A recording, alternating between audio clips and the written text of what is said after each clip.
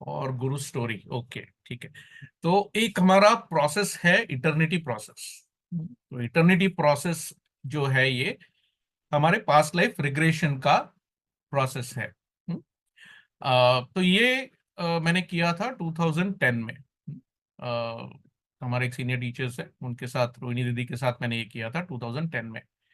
तो उसके कुछ महीने पहले होगा या एक आध साल हो गया रहेगा, मुझे मेरे बैक में एक एक्यूट पेन होता था। सेंटर पॉइंट पे काफी एक्यूट पेन होता था। फिर उसको हमने काफी एक्सरे निकाले, डिजिटल एक्सरे निकाला, तो भी उसका कुछ अंदाजा नहीं आया कि ये क्यों हो रहा है। मगर जब होता था तो उसको, फिर पेन को आप बर्दाश्त नहीं कर सकते थे, इतना पेन होता था। तो वहां पर भी कोई मलम लगा लो, फिर कोल्ड बर्फ से सेक लो या गर्म पानी की थैली से सेक लो, तो वैसे भी करके थोड़ा रिलीफ मिलता था, मगर वो पेन नहीं जा रहा था।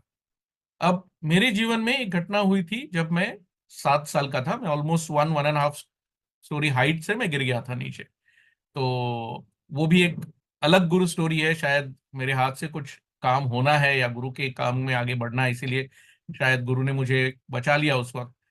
तो मुझे शायद ऐसे लगा कि अभी 35, 30, 40 के आसपास आ गए, तो ये ऐसा होता है कि बचपन में आप कहीं गिरे हो, कुछ लगा है, तो शायद वही आपको अभी इम्पैक्ट कर रहा है। और 2006 में मुझे स्पॉन्डिलाइटिस भी हुआ था।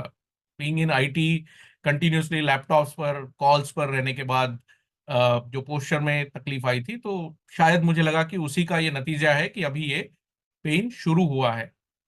बहुत सारे डॉक्टर्स की दवाई की, लेकिन नहीं हुआ। तो जब मैंने आर्ट ऑफ लिविंग का इटर्निटी प्रोसेस, जो पास्ट लाइफ रिग्रेशन का ये किया था, तो उसमें एक क्षण में मैंने ऐसे देखा कि यू नो मेरी जो डेथ थी वो मुझे बैक साइड पे एरो लगने के बाद हुई थी।